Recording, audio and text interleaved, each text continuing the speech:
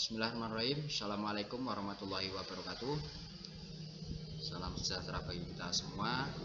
Semoga hari ini semua dalam keadaan sehat walafiat dan selalu dalam lindungan Tuhan Yang Maha Esa. Allahumma amin. Kali ini kita akan membahas materi tema 2, yaitu jenis-jenis usaha ekonomi masyarakat Indonesia, yaitu di subtema 1 halaman 12-13. Dalam kehidupan manusia ini memiliki banyak sekali kebutuhan. Dengan adanya alam yang menjadi sumber kebutuhan manusia, sangat terbatas kemampuannya.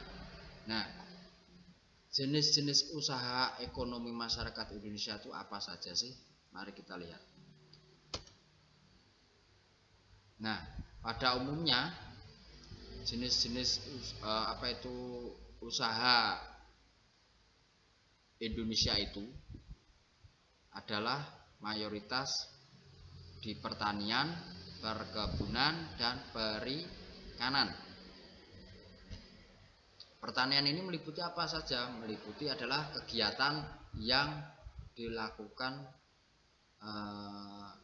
di sawah atau di ladang. Contohnya apa usahanya? Usahanya adalah menanam padi, terus menanam kedelai. Nah, kalau padi itu ditanam, diairi, terus diberi pupuk, akhirnya menumbuhkan hasil padi.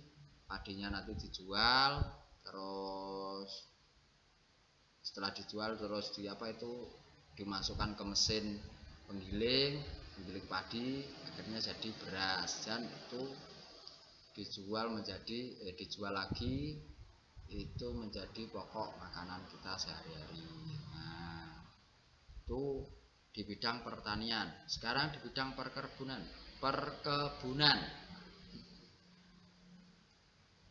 Tanaman seperti karet. Nah, tanaman perkebunan itu seperti karet. Karet itu kalau di gunung kalau kalian pergi ke gunung, itu ada pohon namanya pohon karet. Nah, itu adalah termasuk perkebunan.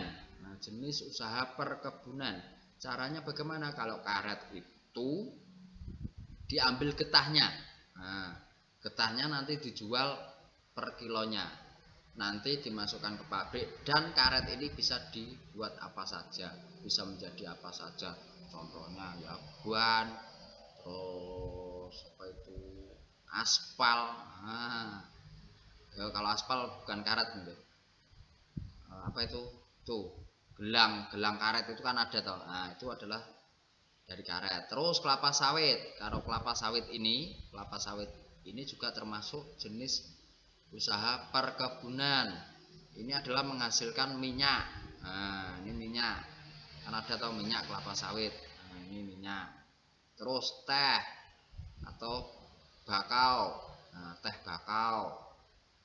Teh itu di Gunung Lawu itu ada banyak pohon teh. Kalau pohon teh ini diambil daunnya, di pucuknya itu. Nah, terus di PP, kalau bahasa Jawane itu dipeme, atau dijemur, dipanaskan sampai kering. Nah, terus kalau kering dikemas, dicelupi di air, itu sudah menjadi teh. Terus bakau ini adalah rokok. Nah, seperti rokok. Terus cengkeh ini juga termasuk bakau ini. Coklat. Nah, coklat ini di dalam susu atau coklat itu ada. Terus tebu ini penghasil gula.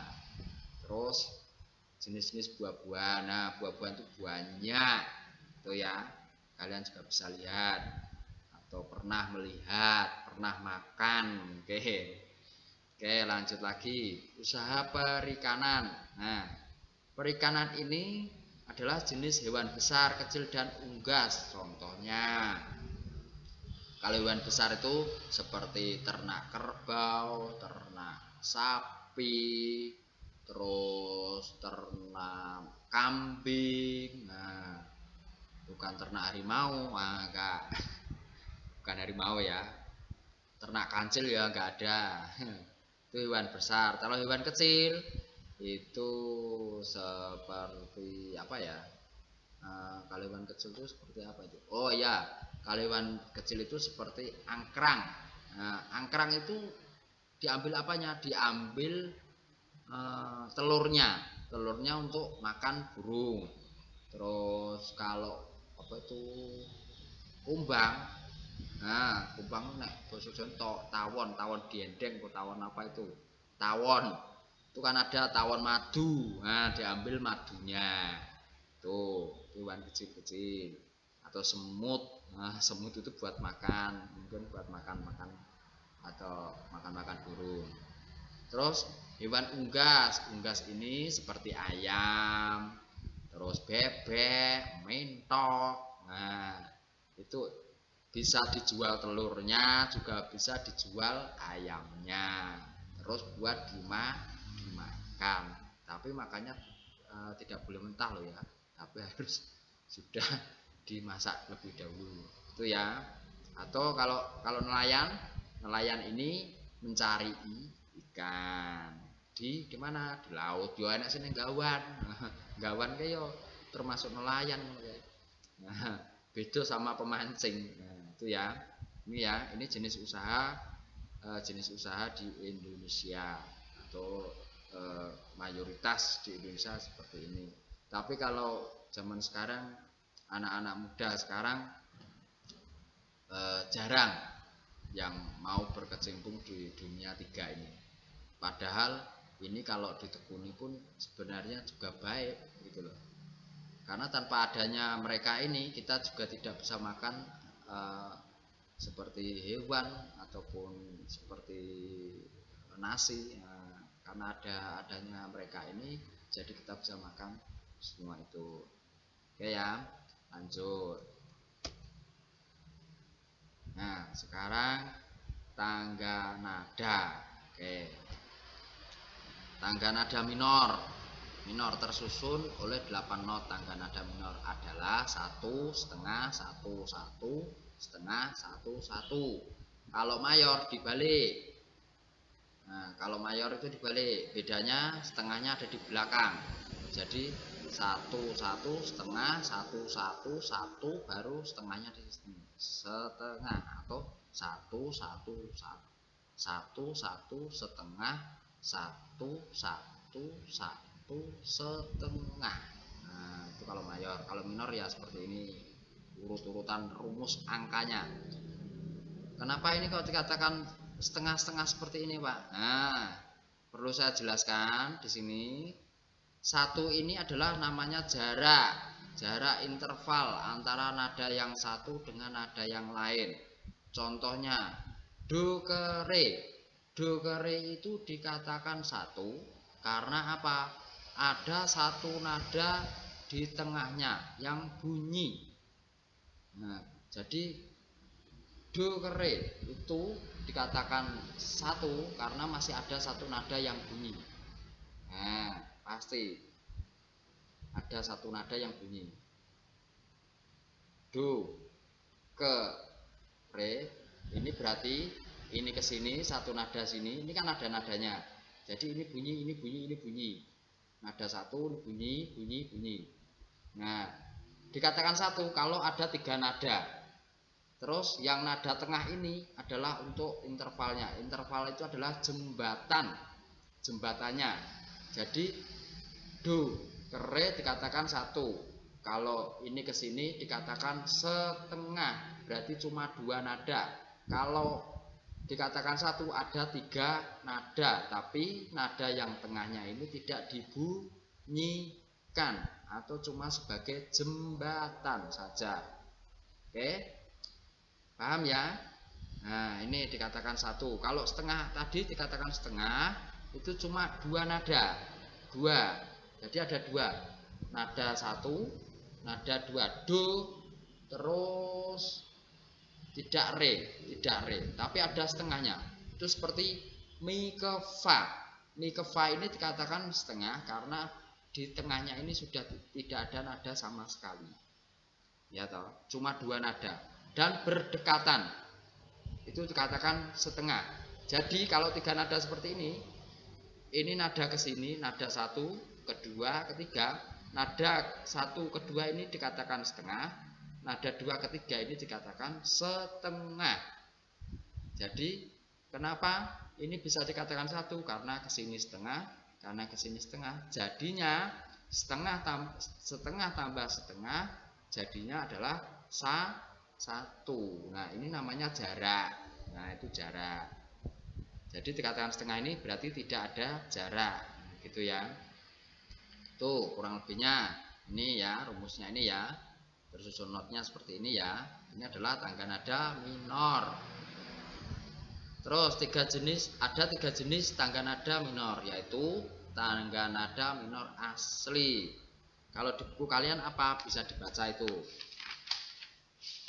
Tangga nada minor asli. Oke.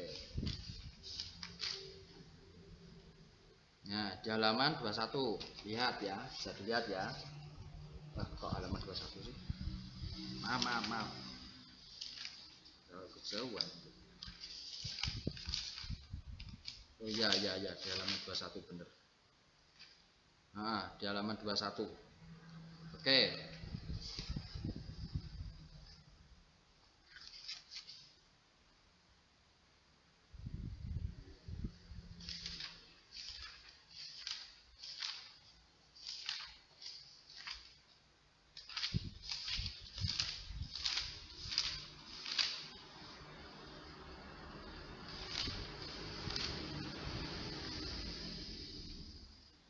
Itu bisa dilihat di halaman 25.